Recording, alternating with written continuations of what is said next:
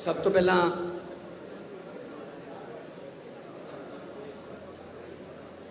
सारे मीडिया के साडे साथी, इलैक्ट्रॉनिक मीडिया, प्रिंट मीडिया और सोशल मीडिया के जिन्ने भी मंच जिन्होंने तुसी रिप्रजेंट करते हो, लुधियाना दे विच तुहाडा स्वागत है।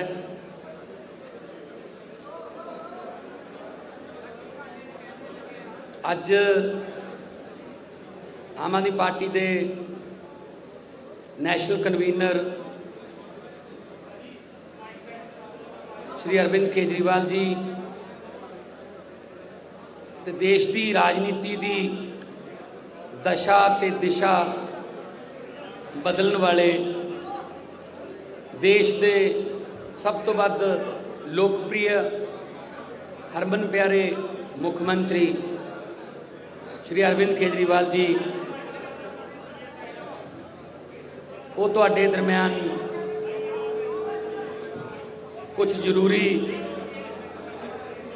ऐलान करना आए ने। साडे दरम्यान विरोधी धिर के नेता हरपाल चीमा जी, पंजाब के प्रभारी जरनैल सिंह जी, सह प्रभारी राघव चड्डा जी इत्थे मौजूद ने।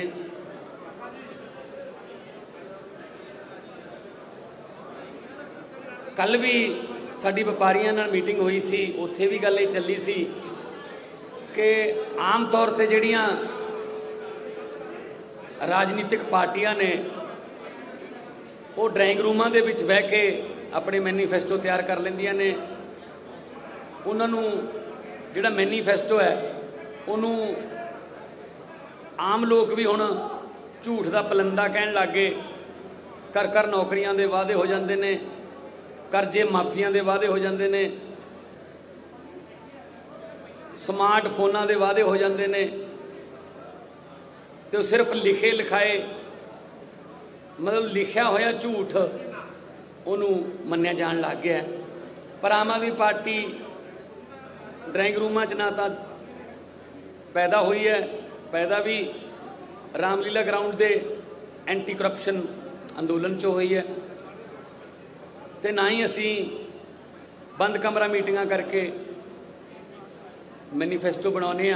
आम लोग जाने, किसानों का मैनीफेस्टो बनाने तो किसानों नाल गल करते हैं, व्यापारियों का मैनीफेस्टो आऊगा तो व्यापारियों दे नाल गलबात करके उन्हां दीयां समस्यावां, क्योंकि जिन्हों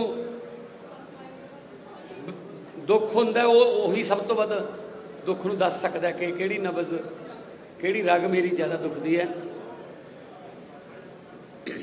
मैं बतौर MP 7 साल हो गए।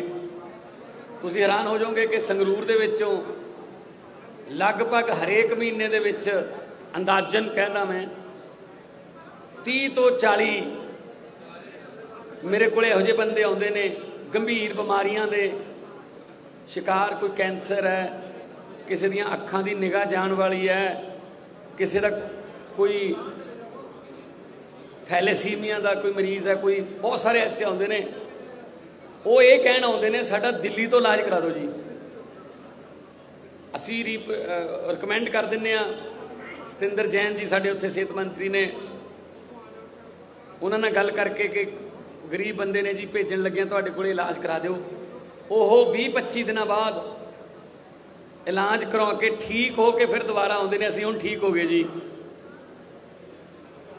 ते नाल ओह ये भी कहंदे ने कि यह जिहड़ा इलाज साडा होया दिल्ली बहुत वधिया होया जी, बड़ा वधिया उत्थे हस्पताल बड़ा वधिया सानू माहौल मिलिया, ये पंजाब च क्यों नहीं हो सकता जी। फिर साडा जवाब यही हुंदा है कि जो चंगी नीयत वाली सरकार आ गई ये पंजाब च भी होण लग जूगा। सानू दिल्ली रिकमेंड नहीं करने पैणगे, सानू बीकानेर कैंसर ट्रेन दे विच सवारी नहीं करनी पऊगी, सानू इधर उधर किते होर इलाज वास्ते नहीं जाना पऊगा। इत्थे ही इलाज वधिया सस्ता मुफ्त। तो तुसी यकीन करो, तुसी तो रोज़ कवर करते रहने हो ਸਰਕਾਰੀ ਹਸਪਤਾਲਾਂ ਦੀਆਂ ਐਕਸ-ਰੇ ਮਸ਼ੀਨਾਂ 'ਚ ਕਬੂਤਰਾਂ ਦੇ ਆਲਣੇ ਨੇ। ਸਰਕਾਰੀ ਹਸਪਤਾਲਾਂ ਦੀਆਂ ਮਸ਼ੀਨਾਂ ਚੱਲਦੀਆਂ ਨਹੀਂ। ਮੈਂ ਐਮਪੀ ਲੈਡ 'ਚੋਂ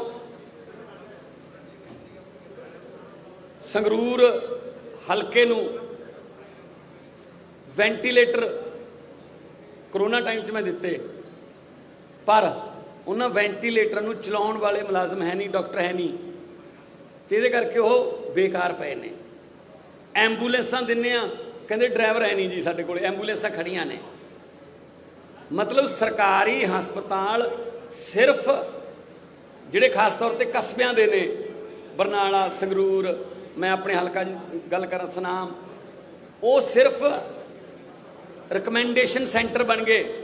ਉੱਥੇ ਜਾਓ, ਜਾਣ ਸਾਰ ਉਹ ਕਹਿੰਦੇ ਨੇ ਜੀ ਪਟਿਆਲੇ ਲੈ ਜਾਓ ਜਾਂ ਪੀਜੀਆਈ 'ਚ ਲੈ ਜਾਓ। ਸੋ ਹਰ ਛੋਟੇ ਜਿਹੇ ਇਲਾਜ ਵਾਸਤੇ ਵੀ ਸਾਨੂੰ ਪੀਜੀਆਈ ਜਾਣਾ ਪੈਂਦਾ, ਔਰ ਪੀਜੀਆਈ ਤੇ ਇੰਨਾ ਬਰਡਨ ਹੈ ਕਿ ਉੱਥੋਂ ਦੇ ਡਾਕਟਰ ਜਿਹੜੇ ਨੇ ਉਹ ਡਿਪਰੈਸ਼ਨ ਦੇ ਵਿੱਚ ਰਹਿਣ ਲੱਗ ਗਏ। ਬਹੁਤ ਵਧੀਆ ਇਲਾਜ ਹੈ ਪੀਜੀਆਈ 'ਚ, ਪਰ ਘੱਟੋ ਘੱਟ ਉੱਥੇ ਇਨਫਰਾਸਟ੍ਰਕਚਰ ਇਸ ਲੈਵਲ ਦਾ ਨਹੀਂ ਹੈਗਾ ਕਿ ਉਹ ਇੰਨੇ ਮਰੀਜ਼ ਸੰਭਾਲ ਸਕਣ।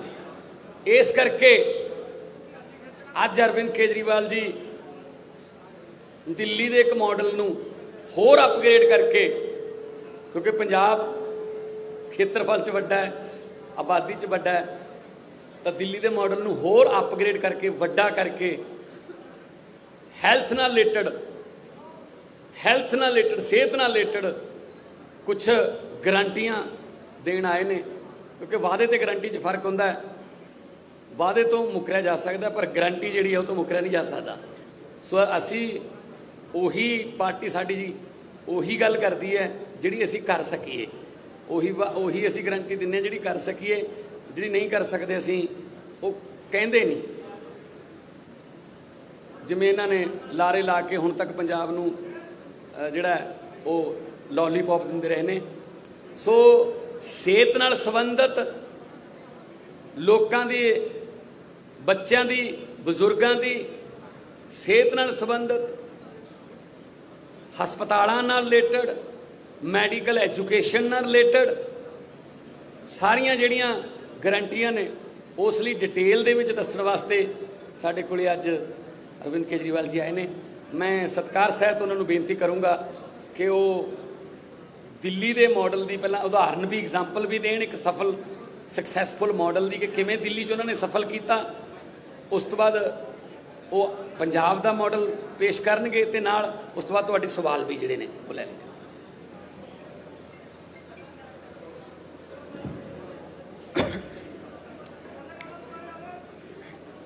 आप सब लोगों को मेरा नमस्कार, सत श्री अकाल, सबको मेरा प्रणाम। आज से 5 साल पहले पंजाब के लोगों ने बड़ी उम्मीद करके कांग्रेस पार्टी की सरकार बनाई थी,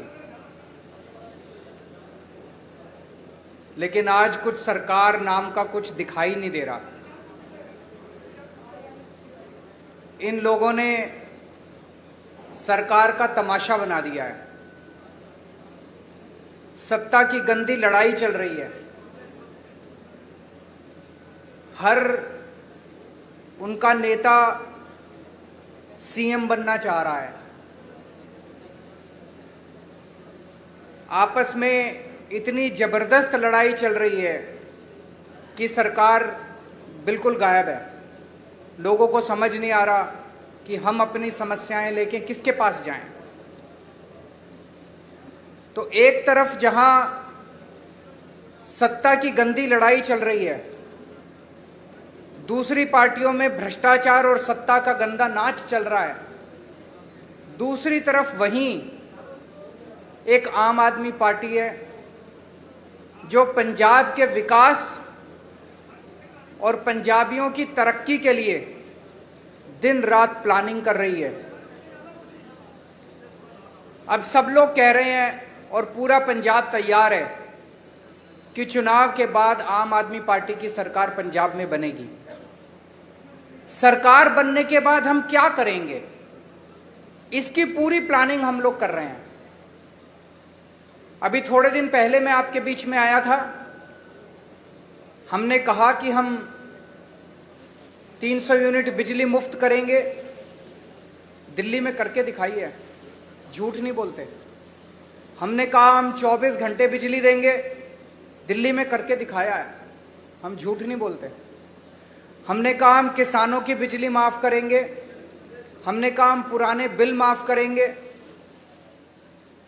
कल मेरी व्यापारियों के साथ मीटिंग हुई, व्यापारियों के साथ मिलकर हम लोगों ने पंजाब के लिए खाका तैयार किया।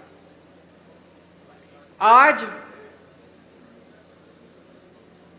एक बहुत बड़ी और बहुत जरूरी गारंटी देने के लिए मैं आया हूं, वो है स्वास्थ्य की गारंटी, स्वास्थ्य सेवाओं की गारंटी, हेल्थ की गारंटी, अस्पतालों की गारंटी। आज पंजाब के अंदर इतना बुरा हाल है, अगर आप बीमार पड़ जाओ और सरकारी अस्पताल में चले जाओ, पीजीआई छोड़ के सरकारी अस्पताल, प्राइमरी हेल्थ सेंटर में चले जाओ, कम्युनिटी हेल्थ सेंटर में चले जाओ, आप बिल्कुल इलाज नहीं मिलेगा आपको। तो आपको मजबूरी में प्राइवेट में जाना पड़ता है। जिसके पास भी, बेचारे के पास 2 पैसे हैं, वो प्राइवेट में जाता है।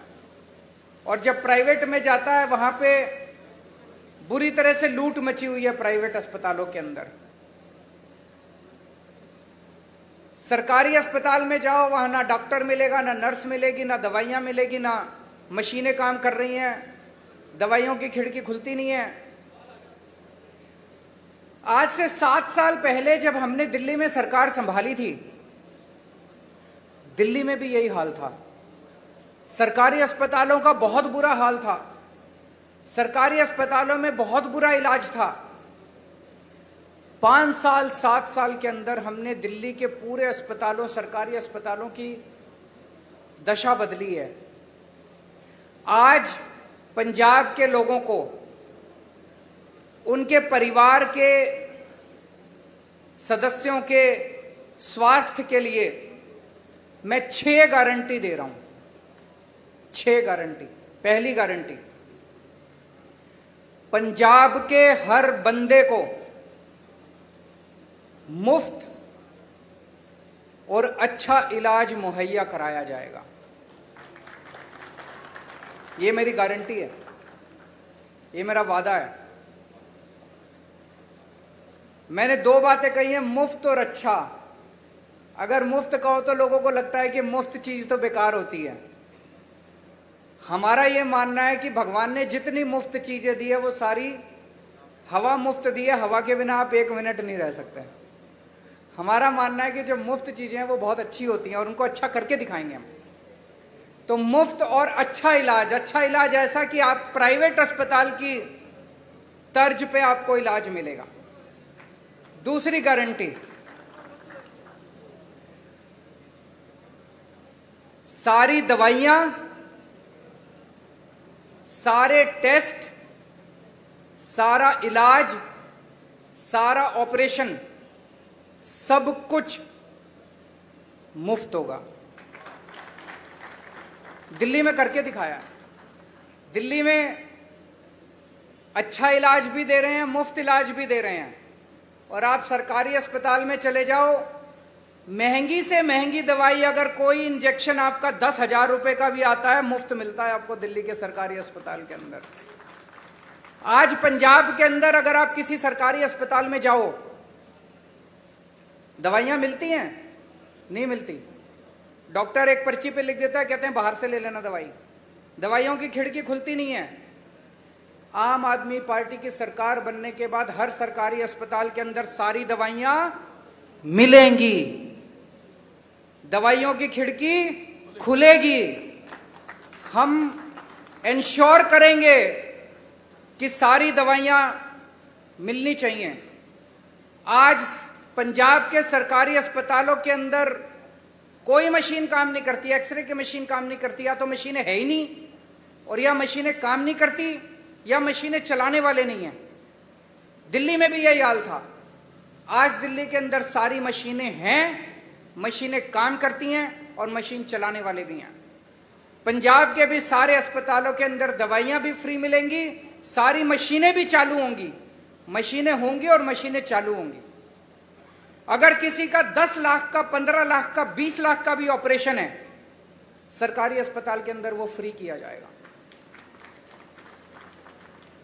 भगवान ना करे आपके घर में कोई बीमार हो, लेकिन अगर आपके घर में कोई बीमार होता है तो अब उसके इलाज के खर्चे की आपको चिंता करने की जरूरत नहीं है। उसके अच्छे इलाज की अब आपको पंजाब में चिंता करने की जरूरत नहीं पड़ेगी। अभी बहुत सारे लोग पंजाब से दिल्ली जाते हैं इलाज कराने के लिए, उनका भी इलाज मुफ्त होता है दिल्ली के अंदर। लेकिन अब आपको पंजाब से दिल्ली जाने की जरूरत नहीं पड़ेगी, पंजाब के अंदर आपका अच्छा इलाज होगा। यह हमारी दूसरी गारंटी है। तीसरी गारंटी, हर पंजाब के व्यक्ति को एक हेल्थ कार्ड जारी किया जाएगा। उस हेल्थ कार्ड के अंदर उसकी सारी जानकारी होगी, उसका एक्सरे, उसकी एमआरआई रिपोर्ट, उसको इतनी सारी रिपोर्ट लेके घूमने की जरूरत नहीं है, सारी कंप्यूटर पे होगी। वो बस अपना एक हेल्थ कार्ड लेके, हर आदमी, आपके परिवार में एक बच्चा है उसका अलग हेल्थ कार्ड होगा, आपका माँ है उसका अलग हेल्थ कार्ड होगा, पिताजी का अलग हेल्थ, हर एक बंदे को एक हेल्थ कार्ड जारी किया जाएगा। जिसके पास हेल्थ कार्ड होगा उसको अच्छे से अच्छा इलाज मुहैया कराने की जिम्मेदारी पंजाब सरकार की होगी। और सबसे शानदार, पूरे कंप्यूटराइज करेंगे सारे सिस्टम को जैसे दिल्ली के अंदर कर रहे हैं, और उसके अंदर आपका हेल्थ कार्ड, आपका सारा डेटा कंप्यूटर पे होगा। चौथी चीज, दिल्ली में हमने मोहल्ला क्लिनिक खोले हैं। मोहल्ला क्लिनिक की चर्चा पूरी दुनिया के अंदर हो रही है। स्वीडन के मुख्यमंत्री हमारा मोहल्ला क्लिनिक देखने के लिए आए, यूनाइटेड नेशंस के सेक्रेटरी जनरल हमारा मोहल्ला क्लिनिक देखने आए। उस किस्म का मोहल्ला क्लिनिक अब पंजाब के हर पिंड में खोला जाएगा, पिंड क्लिनिक बनाया जाएगा। शहरों में हर वार्ड के अंदर एक अलग क्लिनिक बनाया जाएगा। 16,000 मोहल्ला क्लिनिक, पिंड क्लिनिक और वार्ड क्लिनिक, 16,000 क्लिनिक खोले जाएंगे पंजाब के अंदर। इस क्लिनिक में क्या होता है, मान लीजिए आपको खांसी हो गई, जुकाम हो गई, थोड़ा बुखार हो गया, तो आपको पीजीआई जाने की जरूरत नहीं है, प्राइमरी हेल्थ सेंटर खुलते नहीं है। मोहल्ला क्लिनिक के अंदर आपको ये सारी रोजमर्रा की बीमारियों का इलाज, वहां पे आपके पिंड में मोहल्ला क्लिनिक होगा, वहां चले जाओ, वहां पे आपको इलाज मिलेगा। पांचवी गारंटी, जितने सरकारी अस्पताल हैं बड़े बड़े पंजाब के अंदर, उन सारे अस्पतालों को ठीक किया जाएगा। दिल्ली में भी अस्पतालों की बुरी हालत थी, सारे अस्पताल हमने एयर कंडीशन कर दिया। आप जाके देखो, अब दिल्ली सरकार के अस्पताल सेंट्रली एयर कंडीशन है, प्राइवेट अस्पतालों की तरह शानदार। ऐसे ही पंजाब के सारे बड़े सरकारी अस्पतालों को शानदार बनाया जाएगा, अच्छा बनाया जाएगा। वहां दवाइयां मिलेगी, वहां टेस्ट होंगे, वहां सारी मशीनें काम करेंगी, और बड़े स्तर के ऊपर नए सरकारी अस्पताल खोले जाएंगे पंजाब के अंदर। और छठी और आखिरी गारंटी, दिल्ली में हमने योजना चालू की है, अगर किसी का एक्सीडेंट हो जाए, हमने ऐलान किया है कि अगर किसी का रोड पे एक्सीडेंट हो जाए, जो उसको देखे उसको अस्पताल में एडमिट करा दो, चाहे बगल में जितना भी बड़े से बड़ा अस्पताल है, महंगे से महंगा अस्पताल है, आदमी की जान बचाना जरूरी है, उसमें जाके उसको एडमिट करा दो, उसका सारा खर्चा दिल्ली सरकार देती है। पंजाब के अंदर भी किसी का भी एक्सीडेंट होगा, रोड एक्सीडेंट किसी का भी होगा, उस रोड एक्सीडेंट के विक्टिम को उसका पूरा का पूरा इलाज पंजाब सरकार कराएगी, उसको अपनी जेब से एक भी पैसा देने की जरूरत नहीं है। तो ये 6 गारंटी आज मैं पंजाब के लोगों को दे रहा हूं।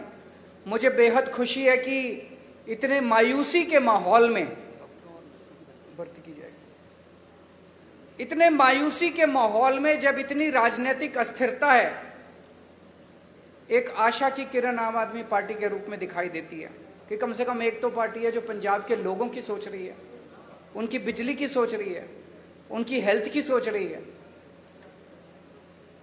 ये मेरी आज की गारंटी थी। एक छोटी सी अनाउंसमेंट मुझे करनी है। आज सुबह सुबह लुधियाना के कुछ पत्रकार मुझसे मिलने के लिए आए थे और उन्होंने मुझसे निवेदन किया कि आपकी सरकार सर बनना तय है, अगर आपकी सरकार बन जाए तो पूरे पंजाब में 3 शहर ऐसे हैं जहां पे प्रेस क्लब है, जालंधर, अमृतसर और चंडीगढ़। बोले जी बाकी शहरों में भी प्रेस क्लब बना देना। तो मैं आज आपको वादा करता हूं कि हमारी सरकार बनेगी तो जितने भी छोटे बड़े शहर है पंजाब के, सब जगह आपकी सुविधा के लिए प्रेस क्लब बनाए जाएंगे। ये भी गारंटी है। अब अगर आपके कोई प्रश्न है।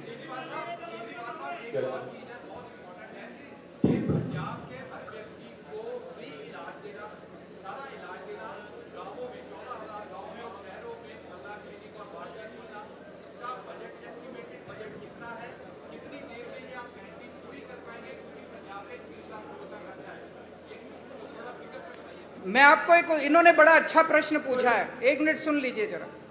इन्होंने पूछा है जी पैसा कहां से आएगा। मैं आपको एक छोटा उदाहरण देता हूं, उदाहरण से आपको समझ आ जाएगा। जब हमारी दिल्ली में सरकार बनी थी पहली बार, मैं बता दूंगा आपको, सुनिए तो सही। जब हमारी सरकार बनी थी, हमने अपने मैनिफेस्टो में पहली बार नहीं डाला था कि हम फ्री करेंगे, इलाज फ्री करेंगे। हमने एक फ्लाईओवर बनाया, वजीरपुर फ्लाईओवर। वजीरपुर फ्लाईओवर बनना था 300 करोड़ का और बन गया 150 करोड़ का। वो 150 करोड़ बच गए एक फ्लाईओवर में। फिर मैंने कैबिनेट मीटिंग बुलाई। कैबिनेट मीटिंग में हमने तय किया भाई ये 150 करोड़ रुपया बच गया, इसका क्या करें।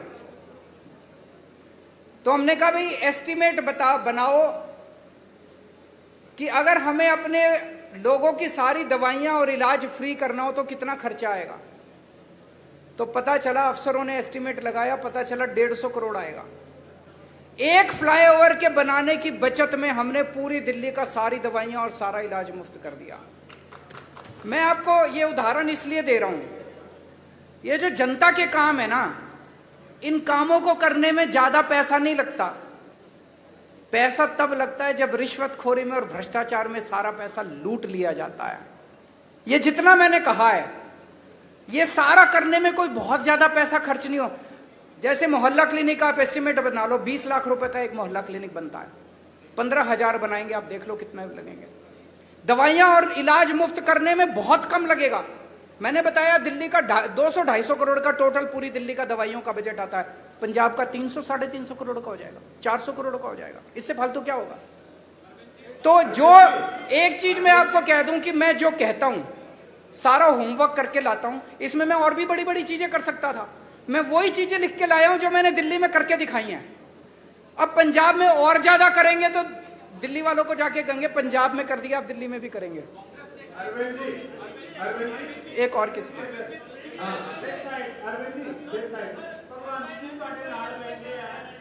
हैं? एक मिनट, वो सीएम फेस पूछ रहे हैं, उनसे बात। कौन है, किस? हाँ, समय आने पे सीएम फेस की अनाउंसमेंट भी होगी। भगवंत मेरा छोटा भाई है। ये जो आप अखबारों में कुछ कुछ छापते रहते हो ना, ऐसा कुछ भी नहीं है। एक मिनट सुन लो, मेरी बात पूरी सुन लो। भगवंत मेरा छोटा भाई है। एक सुनो तो सही यार, सुन तो लो, बात तो पूरी सुन लो। एक टाइम ऐसा था जब ये लाखों रुपए कमाता था अपना एंटरटेनमेंट शो वगैरह करके। उसने सब कुछ छोड़ दिया पंजाब के लिए। तब तो आम आदमी पार्टी में नहीं आए थे। कोई कैरियर बनेगा, कुछ होगा, ऐसा कुछ नहीं था।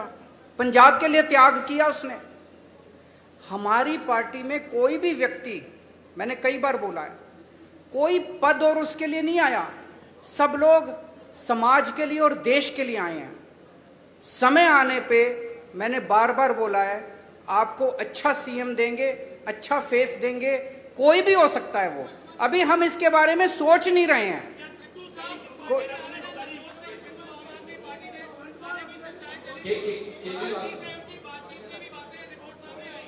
वो मेरे से पूछ रहे हैं क्या सिद्धू साहब पार्टी में आ रहे हैं।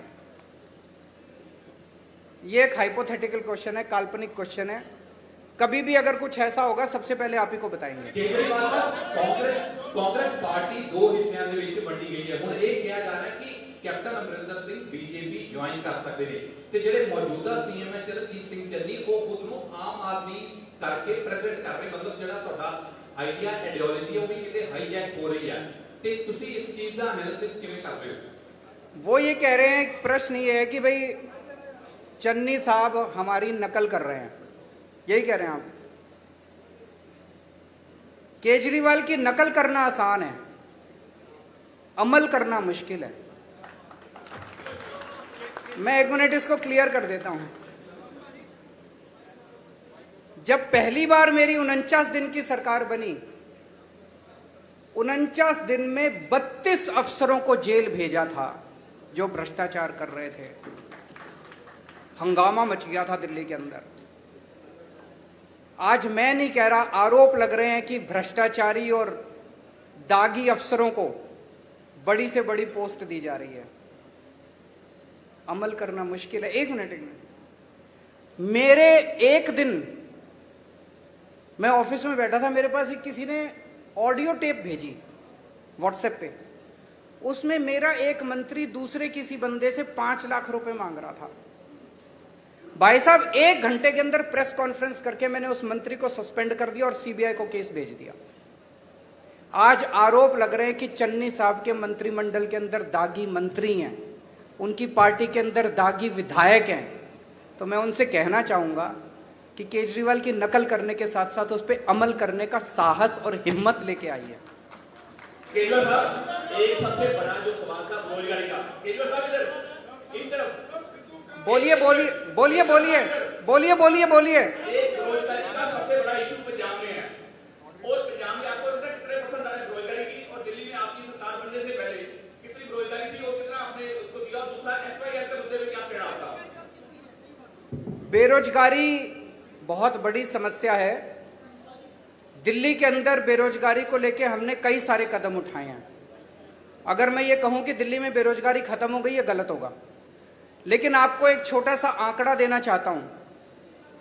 अभी कोरोना के टाइम में बेरोजगारी बहुत ज्यादा बढ़ गई, बहुत ज्यादा लोगों की नौकरियां चली गई, फैक्ट्रियां बंद हो गई, दुकानें बंद हो गई, बाजार बंद हो गए। हमने एक जॉब पोर्टल बनाया कि जो जो लोगों को नौकरियां देनी है वो अपनी नौकरियां पब्लिसाइज कर दें और जिन लोगों को रोजगार चाहिए वो उसके ऊपर अपना। आपको जान के ताज्जुब होगा, मैंने जब वो पोर्टल बनाया था दिल्ली सरकार ने, हमें लगा था कि अगर 25-30 हजार भी नौकरियां अगर आ जाएंगी तो हम मानेंगे कि बड़ी सफल हो गए। 2 महीने के अंदर 10 लाख नौकरियां उस जॉब पोर्टल के ऊपर आई। 2 महीने में बहुत सारे लोगों को नौकरियां मिली। जितने लोगों की नौकरियां गई थी कोरोना के टाइम में, बहुत सारे लोगों को नौकरियां वापस मिली। हमने ढेरों स्कूल बनाए हैं, ढेरों मोहल्ला क्लिनिक बनाए हैं। वहां पे हम लोगों ने हर बस के अंदर बस मार्शल नियुक्त किए हैं। इसमें इतनी नौकरियां निकली हैं, इतनी नौकरियां। हमने डोर स्टेप डिलीवरी शुरू की है, घर घर के अंदर हम इतनी नौकरियां निकली हैं। वो सारे काम पंजाब के अंदर भी किए जाएंगे और मैं समझता हूं कि इससे पंजाब के बेरोजगारों को नौकरी मिलने में सुविधा होगी। और उसके पहले कल भी मैंने कहा था, मैं चन्नी साहब से निवेदन करना चाहता हूं कि कैप्टन साहब ने प्रॉमिस की थी कि मैं हर एक को रोजगार दूंगा। उन्होंने कार्ड भी दिया था, आज तक बच्चे कार्ड लेके घूम रहे हैं। मेरी उनसे निवेदन है कि कैप्टन साहब के वादे को पूरा करें, हर बच्चे को नौकरी दें बेरोजगार को, और जब तक नौकरी नहीं मिलती वो बेरोजगारी भत्ता दें। 4.5 साल का 4.5 साल का।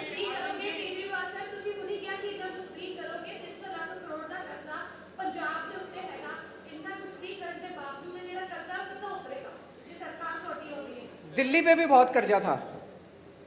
दिल्ली का बजट जब हमारी सरकार बनी घाटे में चल रहा था। आज 2019 की सीएजी की रिपोर्ट है जिसमें सीएजी ने कहा है, मैं नहीं कह रहा, कंट्रोलर ऑडिटर जनरल ने बोला है कि पूरे देश में अकेली दिल्ली सरकार है जो घाटे में नहीं चल रही, नफे में चल रही है। 1 मिनट सुन लो, नफे में चल रही है। कैसे किया हमने? हमारी सरकार बनने के पहले दिल्ली सरकार घाटे में चल रही थी, कर्जा चढ़ा हुआ था। आज दिल्ली सरकार पे 1 नए रुपए का कर्जा नहीं है। केवल और केवल एक चीज से, भ्रष्टाचार खत्म कर दिया, रिश्वतखोरी खत्म कर दी। सरकारों में पैसे की कमी नहीं है, नीयत की कमी है। अच्छी नीयत वाली सरकार लेके आइए, आप देखिए क्या से क्या हो सकता है। आखिरी क्वेश्चन, बोलिए बोलिए।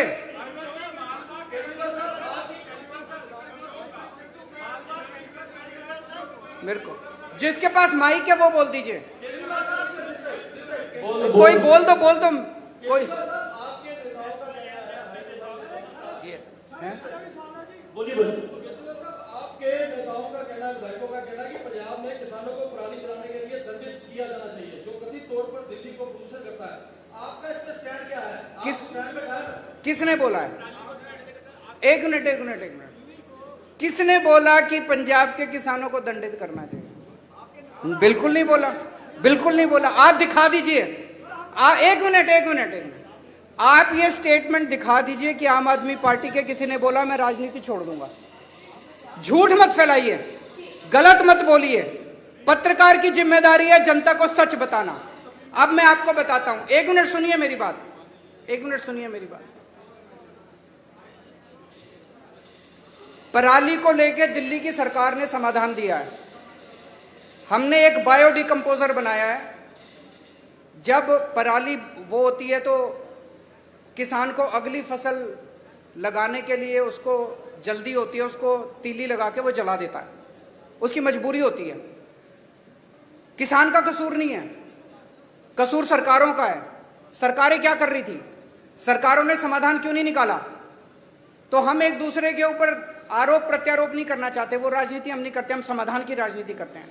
तो दिल्ली सरकार ने अभी एक घोल निकाला है, बहुत सस्ता घोल है। उस घोल को अगर आप पराली के ऊपर छिड़काव कर दो तो 15 दिन के अंदर पराली खाद में बदल जाती है। तो जो पराली समस्या थी वो पराली अब आपके लिए एसेट बन गई। इसको पिछले साल हमने एक्सपेरिमेंट करके देखा, जिसके बड़े शानदार नतीजे आए हैं। अब उसकी घोल की खूब डिमांड है। दिल्ली सरकार अपने सारे किसानों के यहां उस घोल का छिड़काव फ्री में कर रही है। पंजाब सरकार भी कर सकती है। तो अगर पंजाब के अंदर सरकार बनती है तो वो छिड़काव हम सारे किसानों के खेत में फ्री में करेंगे। किसानों को जलाने की जरूरत नहीं पड़ेगी और वो सारी पराली खाद में बदल जाएगी। आम के आम गुठलियों के दाम। Thank you so much. Thank you. बहुत मेहरबानी, बहुत शुक्रिया, धन्यवाद सर। ये दिखाओ।